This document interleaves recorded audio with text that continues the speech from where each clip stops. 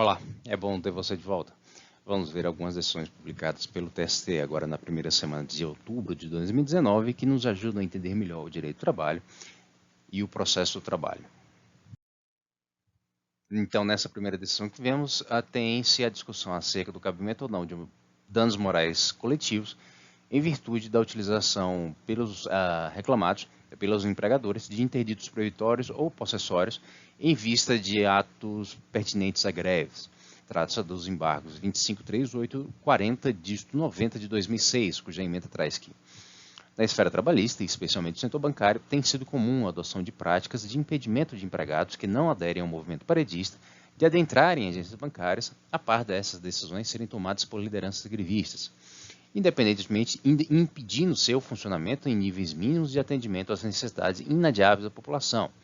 Daí que o ajuizamento de interditos proibitórios ou possessórios pelas instituições bancárias revela tão somente o mero exercício do direito de ação assegurado constitucionalmente, artigo 5º, inciso 35,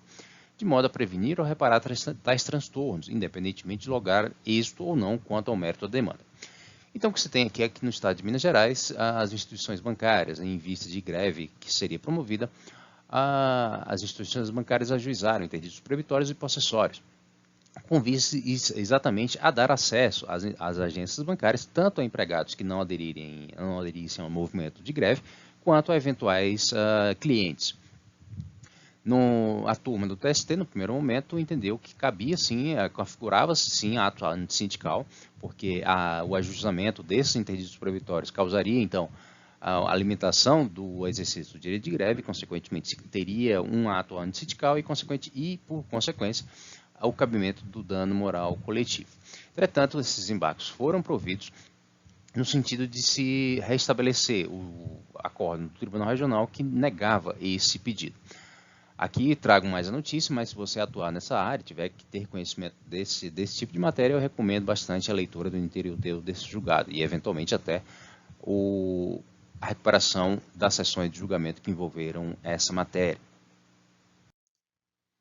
Nesse próximo caso, você tem uma questão relativamente intricada, mas de compreensão bastante possível, relativamente aos limites advindos da natureza extraordinária dos recursos perante o TST. Trata-se dos embargos 20700 de 78 de 2006, cuja emenda traz que, no julgamento do recurso de revista interposto pelo parquê, a turma concluiu que o apelo não merecia conhecimento, pois o único aresto colacionado é inservível, uma vez que não indica a fonte de publicação na forma da súmula 337 item 1º-A do TST. Nesse contexto, é inviável examinar o recurso de embargos do MPT com base na indicação de contrariedade ao OJ 130 da SDI2, uma vez que a tese relativa à insistência do referido verbete não foi objeto do recurso revista. Ademais, não é possível reputar pré-questionada a matéria de mérito com base no exame do recurso revista da Petrobras, que pretendeu a conscrição dos efeitos da sentença à vara do trabalho de Paulínia e indicou, dentre outros fundamentos, a contrariedade ao OJ 130 da SDI2. Então, o que você tem aqui é a confirmação de uma relativa independência entre os recursos de cada uma das partes, ou seja, aqui nos embargos também é necessária a noção de pré-questionamento, ou seja, a matéria objeto do recurso tem que ter sido examinada no julgamento do recurso anterior. E aqui, como se vê nessa decisão, a turma ou algum julgador tem que ter sido provocado por iniciativa do recurso da parte que vem, então, agora embargar. Ou seja, o Ministério Público do Trabalho vem com os embargos baseados na OJ 130. Entretanto, essa matéria não foi objeto do seu recurso de revista, o qual veio apenas por divergência jurisprudencial e não teve conhecimento porque se verificou que o aresto era inservível, em virtude de não se indicar fonte de publicação. Então, nesse caso, ainda que a turma tivesse manifestado acerca da OJ 130 por ocasião da apreciação do julgamento do recurso da parte contrária, o Ministério Público do Trabalho não poderia promover os embargos com base em matéria que foi objeto de pronunciamento da turma a partir do julgamento da parte contrária, do recurso da parte contrária, certo? Se esse recurso da parte contrária tivesse sido provido e a impugnação fosse imediatamente contra essa decisão proferida a partir do provimento do julgamento da parte contrária, aí sim, a matéria poderia ser objeto de impugnação por meio dos embargos, porque sim, claramente se teria o pré-questionamento da matéria. Mas aqui no caso, o que se verificou a impossibilidade é de que uma matéria que não foi objeto do recurso de revista da parte seja objeto de embargos dessa mesma parte, uma vez que a turma não tenha se manifestado acerca dessa matéria por provocação dessa parte embargante agora no momento. Nesse próximo caso, já passamos então para as decisões da SDI e trata de uma evolução da jurisprudência do TST acerca do que vem a ser considerado como peça essencial para a admissão de ação rescisória, notadamente quanto à certidão de trânsito em julgado da decisão rescindenda. Trata-se do recurso ordinário em ação rescisória 27/32 de 2014, cuja emenda traz que, não obstante conste da OJ 84, da STI2, que são peças essenciais para o julgamento da ação rescisória, a decisão rescindenda e ou a certidão do seu trânsito em julgado, a STI2, por maioria, considerou aplicável as hipóteses de ausência da mencionada certidão a diretriz da súmula 100, item 4 do TST, segundo o qual o juiz rescindente pode formar sua convicção quanto à existência da coisa julgada e da tempestividade da pretensão desconstitutiva através de outros elementos dos autos. A prova do trânsito em julgado da decisão rescindenda que se refere à súmula 299, item 1º do TST, não depende necessariamente da juntada de certidão do trânsito em julgado.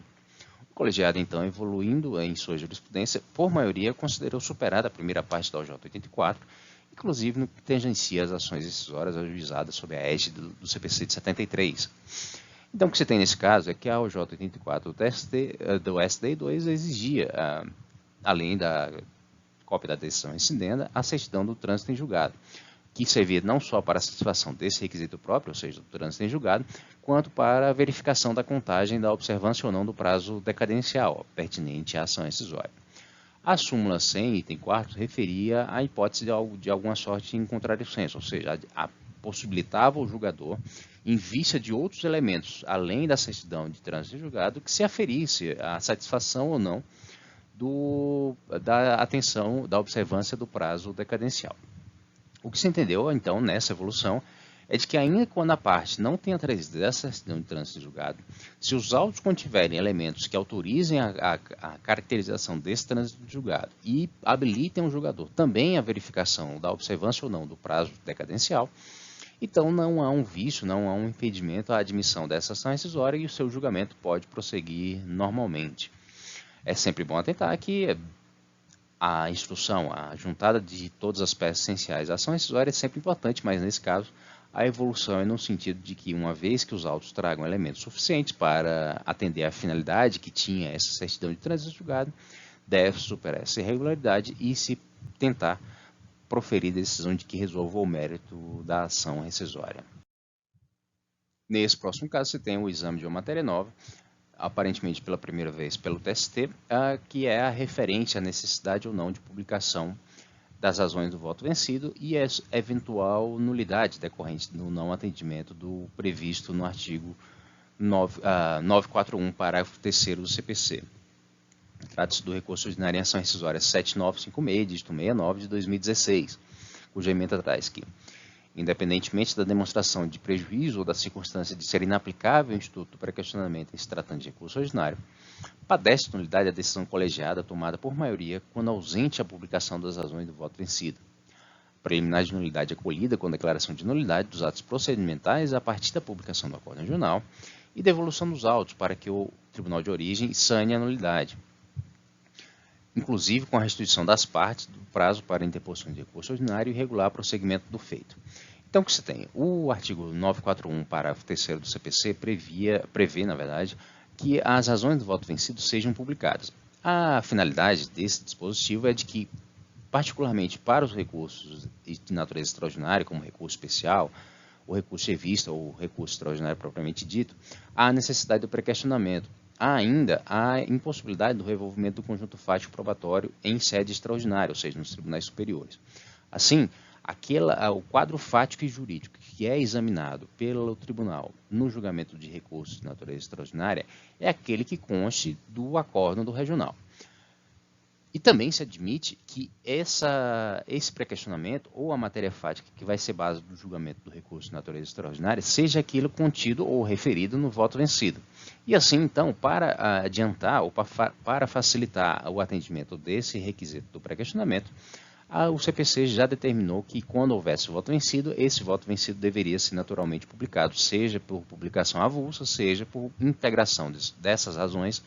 no voto vencedor. Consequentemente, havendo essa exigência legal, o não atendimento dessa exigência já caracteriza uma irregularidade que, por sua vez, pode autorizar ou não a nulidade dos atos processuais posteriores e que dependeram dessa ou que receberam a influência dessa irregularidade. Aqui no caso, entretanto, o que se entendeu é que não há necessidade de demonstração de prejuízo e, especialmente no caso em que estava se tratando de recurso ordinário, e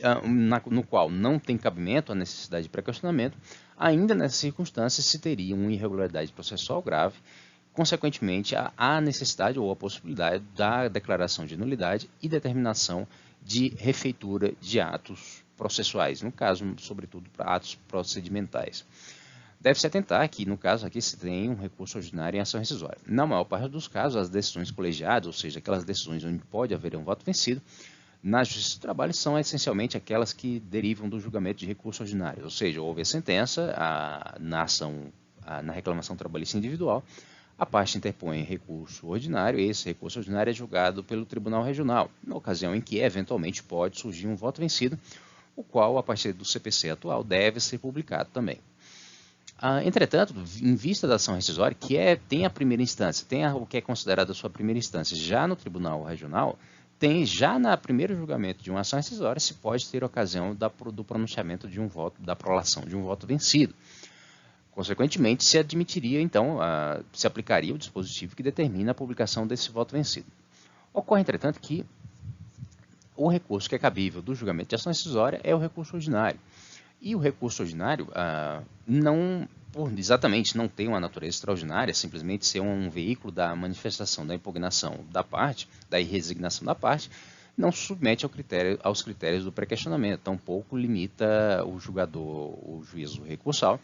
a qualquer tipo de limitação no revolvimento das questões fáticas. Entretanto, o que se entendeu nessa particular situação é de que mesmo nessa ocasião em que se tem um recurso ordinário,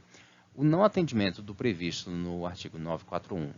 parágrafo 3º, acerca da publicação do voto vencido, caracterizaria uma irregularidade processual grave, o que autorizaria a nulidade de atos. Então, o que se determinou foi que simplesmente se retornassem os autos ao tribunal de origem, sem acarretar a nulidade do julgamento, ou propriamente do acórdão, mas simplesmente a irregularidade decorreu da ausência de publicação. Consequentemente, o saneamento da irregularidade se tem com a publicação do acórdão feita de acordo com o que está disposto atualmente no CPC, ou seja, com a divulgação também das razões do voto vencido. E assim se deve reabrir o prazo para interposição de recurso ordinário, que eventualmente venha abordar até as questões expressas no voto vencido, e daí então segue-se normalmente tem-se regular prosseguimento do feito. Essa indicação acerca da restituição do prazo de interposição de recurso ordinário é que na sessão houve uma dúvida se simplesmente se devolveria para o Tribunal de Origem para nova publicação, simplesmente as partes ratificando o recurso ordinário já apresentado, ou se elas teriam que ter a oportunidade para interposição de novo recurso ordinário. Aqui o que se entendeu é que se deveria dar oportunidade a essa interposição em vista exatamente de que esse voto vencido trouxesse elementos novos que deveriam ser considerados na elaboração da peça recursal. Então essas foram as decisões que mais me chamaram a atenção, publicadas pelo TST na primeira semana de outubro de 2019. Se algum dos temas que surgiu nessas decisões ou algum outro lhe chama a atenção, deixe indicado nos comentários e prepararemos um vídeo próprio para tratar dele. Eu peço que você deixe seu like, assine o canal e divulgue esse material com outras pessoas que possam ter nele interesse. Agradeço mais uma vez sua atenção e nos vemos no próximo vídeo. Até mais!